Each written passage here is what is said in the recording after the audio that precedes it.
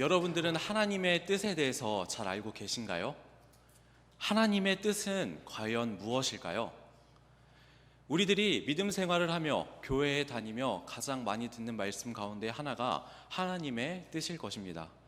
하나님의 뜻대로 행하라, 하나님의 말씀을 분별하라, 이러한 말씀을 우리들은 교회에서 자주 듣고는 합니다. 그런데 정작 그 하나님의 뜻이 무엇인지 성도님들께 물어보게 된다면 아마 명쾌하게 대답하시는 분들은 생각보다 많이 없는 것 같습니다. 여러분들은 하나님의 뜻을 알고 계신가요?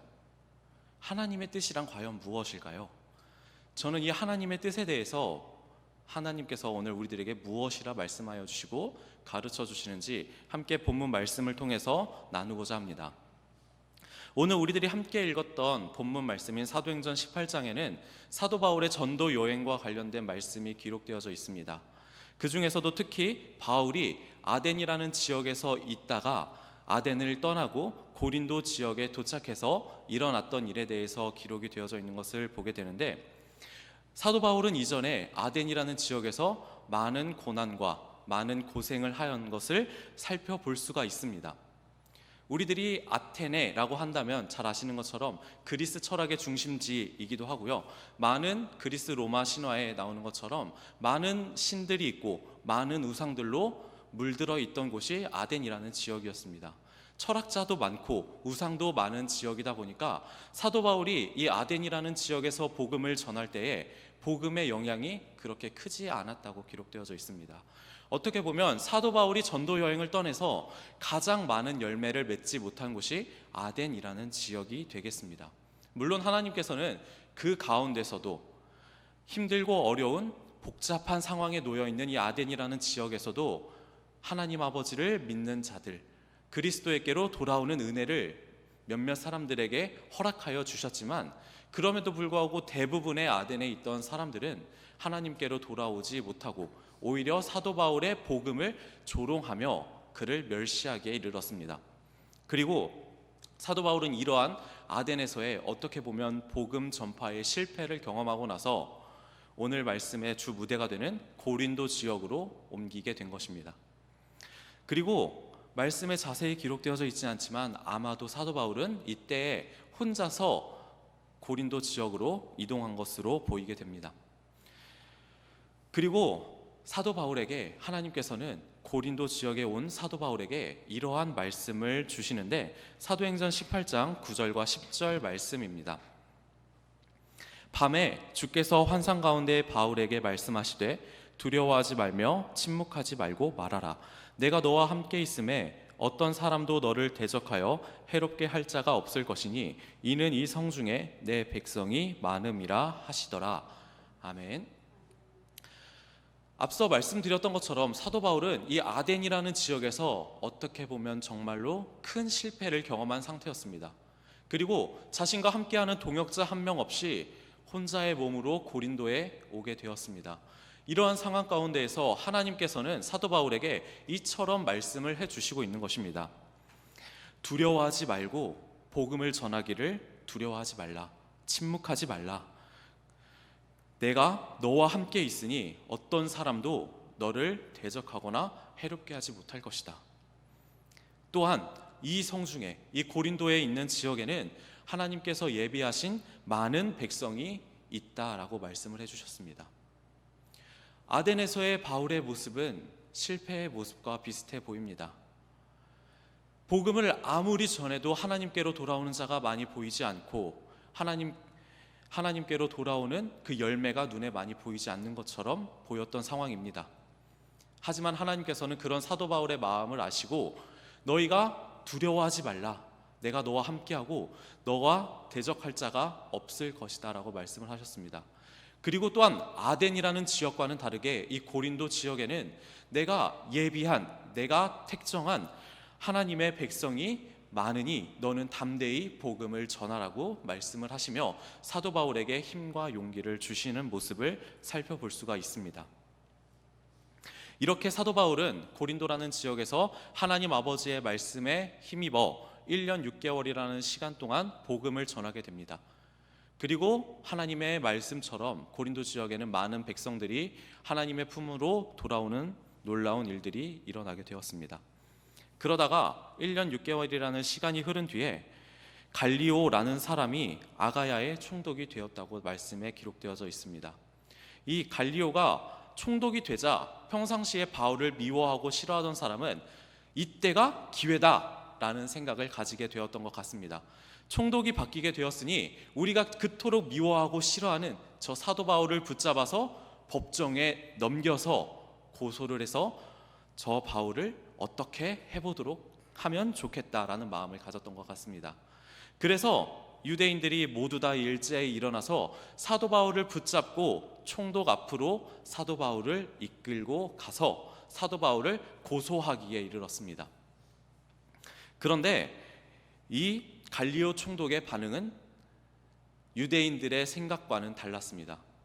유대인들의 생각에는 새로운 총독이 되었고 유대인들이 우리의 말을 들어줄 것이라고 생각했음에도 불구하고 이 갈리오 총독은 그러한 유대인들의 고소를 받아들이지 않았습니다. 오히려 너희의 나라와 너희의 언어와 너희의 명칭과 너희의 법과 관련된 문제라면 내가 너희의 이 일에 재판장이 되지 않기를 원하니 너희의 법대로 너희가 알아서 문제를 해결해라 라면서 그들을 법당에서 모두 다 내쫓아 버리는 모습을 보게 됩니다. 그리고 그 뒤에 저희들의 입장에서는 이해하기 어려운 말씀이 기록되어져 있는데요. 사도행전 18장 17절 말씀입니다. 우리 함께 한번 읽어보도록 하겠습니다. 준비 시작. 모든 사람이 회당장 소스데네를 잡아 법정 앞에서 때리되 갈리오가 이 일을 상관하지 아니하니라. 아멘. 자, 굉장히 억울해 보이는 일이 발생한 것입니다. 당시에 회당장이라고 한다면 그래도 나름 지위가 높았던 사람이고 회당에서 여러 가지 일을 했던 나름 유대인들 사이에서도 지위가 높았던 사람인데 유대인들과 아마도 헬라 사람 그 모든 사람들이 회당장이었던 이 소스데네라는 사람을 때리기 시작을 했다는 것입니다. 어떻게 보면 굉장히 억울한 일을 이 소스데네라는 사람이 경험하게 된 것입니다. 하나님께서는 이때 이 소스데네라는 사람이 하나님을 믿었다, 예수 그리스도를 믿었다, 이러한 말씀이 기록되어져 있지 않습니다. 그런데 유대인들과 헬라인, 어쩌면 이러한 모든 사람들이 이 소스데네를 잡아서 법정 앞에서 그를 때리기 시작을 했다는 겁니다.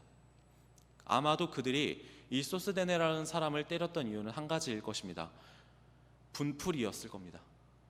자신들의 생각으로는 이제 사도 바울을 고소하여 그가 더 이상 복음을 못 전하도록 하는 것이 이루어질 것이라고 생각을 했는데 총독이 그 말을 들어주지 않자 화가 났던 겁니다.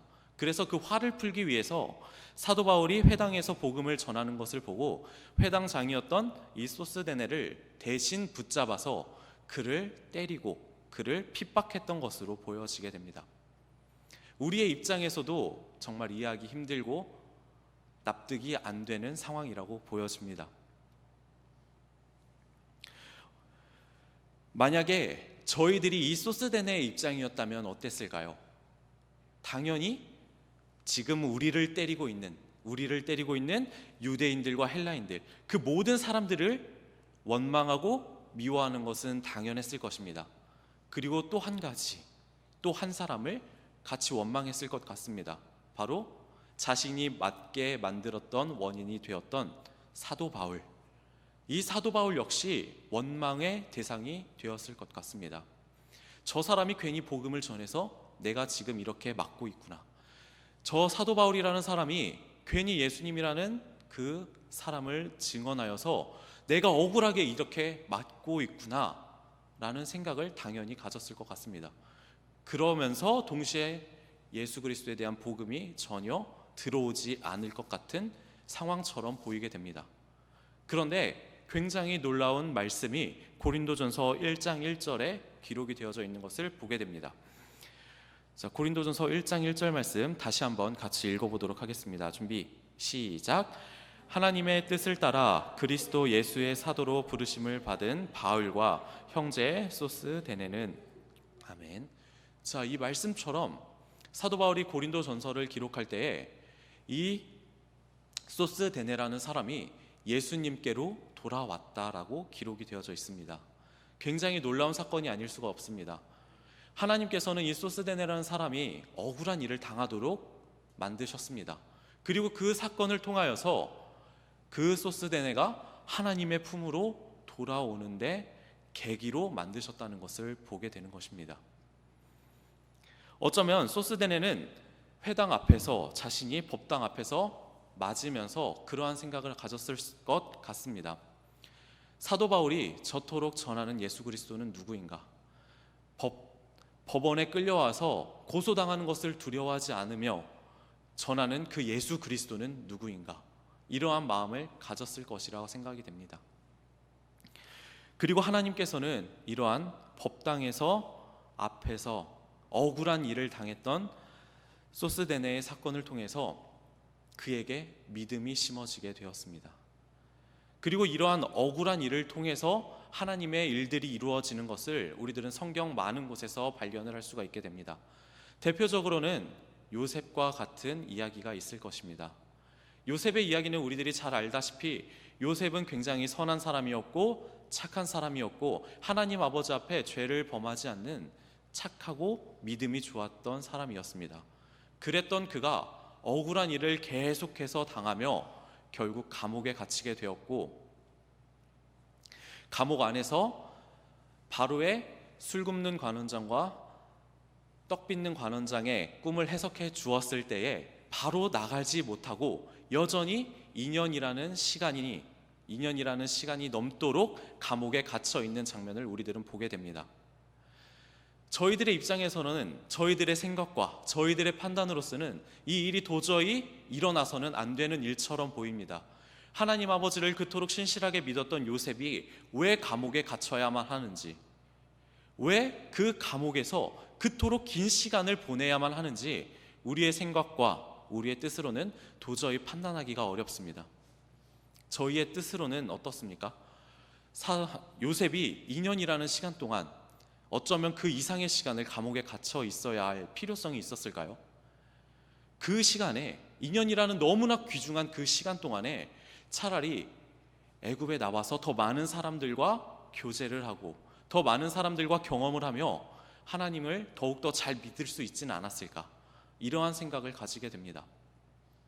그런데 하나님께서는 우리들의 생각으로는 이해할 수 없는 2년이라는 시간 동안 요셉을 감옥에 가두어 놓는 것을 보게 됩니다. 다만 한 가지 확실한 것은 우리의 생각과 우리의 이성으로는 이것들을 온전히 파악할 수는 없지만 요셉은 이 감옥에서의 2년이라는 시간 동안 하나님을 향한 믿음이 흔들리지 않고 오히려 더욱더 하나님을 향한 믿음이 강해졌을 것이라는 것입니다. 우리들도 살아가다 보면 이러한 순간들을 굉장히 많이 맞닥뜨리게 될 것입니다. 내가 예수님을 믿는다는 이유로 혹은 아무런 이유 없이 굉장히 억울한 일들을 많이 경험하게 될 것입니다. 어쩌면 다른 사람이 억울하게 우리들을 욕하는 모습을 들을 수도 있고 다른 사람과의 관계에 있어서 오해가 생길 수도 있습니다. 그리고 우리들은 그때마다 하나님 아버지 앞에 나아가서 묻게 됩니다. 하나님, 제가 하나님을 이토록 잘 믿는데, 예수님을 이토록 잘 믿었는데 왜 저에게 이러한 억울한 일이 생기나요? 하나님을 잘 믿으면 이러한 일은 없어야 하는 거 아닐까요? 하나님께서 이 억울한 일을 풀어주세요. 우리는 이렇게 하나님께 나아가게 될 것입니다. 우리는 우리들에게 발생하는 수많은 일들 가운데 이 억울한 일에 대해서 하나님께 이렇게 나아가게 됩니다. 그리고 하나님께서는 어쩌면 너가 왜 이런 억울한 일을 당하게 되었는지, 그리고 이 억울한 일을 통해서 하나님께서 무엇을 뜻하고 있는지 말씀을 해주실 때가 있을 것입니다. 그것을 우리들이 깨달은 순간이 분명히 나올 것입니다. 그런데 아마 대부분의 경우에는 우리들이 왜 억울한 일을 당하게 되었는지, 이것을 통해서 하나님께서 무엇을 원하시는지 깨닫는 것은 거의 불가능에 가까울 정도로 어려운 순간들이 많을 것입니다. 그런 순간마다 여러분들은 오늘 말씀을 기억하시기 바랍니다.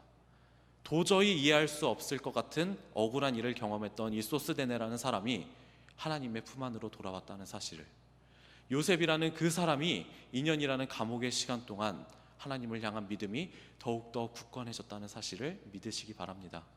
하나님께서 우리들과 함께 하십니다. 하나님께서 우리들을 향한 분명한 뜻과 계획을 가지고 계십니다. 그 하나님의 뜻과 계획을 우리들이 모두 다 알 수는 없다 할지라도 하나님께서는 분명히 그분의 뜻을 따라, 그분의 계획을 따라 우리의 인생을 아름답게 인도하여 주시고 계시다는 사실을 믿으시기 바랍니다. 그러니 억울한 일을 경험하시더라도 낙심하거나 좌절하지 마시고 하나님께 나아가기를 바랍니다. 이렇게 소스데네라는 사람이 억울한 일을 당하고 나서 사도 바울은 그 뒤로 여러 날을 더 머물다가 이제 고린도를 떠나서 에베소라는 지역으로 향하게 되었습니다. 사도 바울이 이 에베소에서 다시 한번 복음을 전하고 그곳에서 교회를 세우고 말씀을 전하고 있었는데, 그 에베소 교회 성도들이 어느 날 사도 바울에게 이러한 말씀을 하게 됩니다. 자, 사도행전 18장 21절 말씀입니다. 자, 함께 읽어보겠습니다. 준비 시작. 작별하여 이르되 만일 하나님의 뜻이면 너희에게 돌아오리라 하고 배를 타고 에베소를 떠나. 에베소 교회 성도들은 사도 바울에게 조금만 더 머물러서 우리에게 복음을 전해달라라고 요청을 하게 됩니다. 우리들 인간적인 생각과 판단에 따르면 사도 바울은 어떠한 것을 선택하는 것이 맞았을까요? 에베소에 머물러 있는 것과 에베소를 떠나 새로운 지역으로 복음을 전도하러 가는 것, 우리의 생각과 우리의 판단에서는 어떠한 선택이 더 바른 판단이었을까요? 다른 나라로 복음을 전도하러 간다는 것은 절대로 쉽지 않습니다. 오늘날처럼 교통이 많이 발달해 있던 상황도 아니었고, 먼 지역을 이동한다는 것은 굉장히 고되고 힘든 일이었습니다. 그리고 우리들이 앞서 살펴보았던 것처럼 사도 바울은 이미 아덴이라는 지역에서 아픈 실패를 경험하게 되었습니다. 새로운 곳에서 새로운 사람들에게 복음을 전하고 그들이 예수 그리스도의 품 안으로 돌아온 것을 경험하는 것은 쉽지가 않습니다. 오히려 에베소라는 지역에 남아서 아직 그들이 믿은 지 얼마 되지 않았기 때문에 그들에게 복음을 더 증거하고 그들의 믿음을 더욱더 굳건하게 세우고, 아직 에베소 지역에 하나님께로 돌아오지 못한 자들을 향하여 더욱더 복음을 전하는 것, 어떻게 보면 이것이 우리의 생각과 이성에서는 사도 바울에게 더욱더 편한 길이었고 더욱더 맞는 길처럼 보이기도 합니다. 새로운 지역에 가서 복음을 전하는 것 쉽지 않습니다. 그 먼 지역을 이동한다는 것 쉽지 않습니다. 그런데 사도 바울의 대답은 달랐습니다. 어쩌면 사도 바울은 조금 더 편한 길, 에베소에 머무르는 것을 선택할 수도 있었지만 사도 바울은 그러한 선택을 하지 않았습니다. 사도 바울이 선택을 했던 기준은 오직 단 한 가지밖에 없었습니다. 그것은 바로 하나님의 뜻이었습니다. 하나님의 뜻이 에베소에 머무는 것이라면 에베소에 머물 것이고, 하나님의 뜻이 에베소를 떠나는 것이면 에베소를 떠나겠다라고 말씀을 하고 있습니다. 우리들에게도 이러한 사도 바울의 고백과 믿음과 행동이 있기를 원합니다. 우리들은 살아가면서 계속해서 하나님의 뜻을 구해야만 합니다. 하나님의 뜻을 구하지 않으면 우리의 생각과 우리의 판단대로 계속해서 이 세상을 살아가기 때문입니다. 우리의 생각과 우리의 뜻대로 살아간다는 것은 우리의 죄된 본성대로 살아가게 된다는 것입니다. 우리의 생각대로, 우리의 뜻대로 살아갈 때 우리를 통해 그리스도의 영광이 나타나지 않습니다. 우리를 통해 그리스도의 영광이 나타나는 것은 우리가 하나님의 뜻을 따라 살아갈 때에 그것이 가능해집니다. 그렇다면 이쯤에서 다시 한번 여러분들에게 여쭙고 싶습니다. 그렇다면 그 하나님의 뜻이란 도대체 무엇일까요? 우리가 계속해서 하나님의 뜻을 따라 선택해야 되고 하나님의 뜻을 따라서 우리의 모든 결정이 이루어져야 된다고 말씀을 하는데, 그렇다면 그 하나님의 뜻이란 도대체 무엇일까요? 매 순간, 매 선택의 순간마다 하나님께서 우리들에게 그분의 뜻을 분명히 말씀해 주신다면 너무나 좋을 것 같은데 그러지 않는 순간들이 너무나 많은 것 같습니다. 그렇기 때문에 우리들은 하나님의 뜻을 알아야만 합니다. 그런데 하나님의 뜻을 도저히 모르겠습니다. 하나님의 뜻이란 도대체 무엇일까요?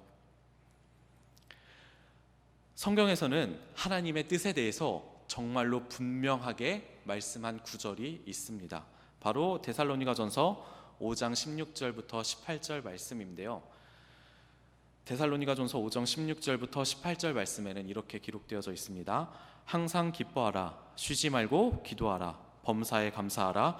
이것이 그리스도 예수 안에서 너희를 향하신 하나님의 뜻이니라.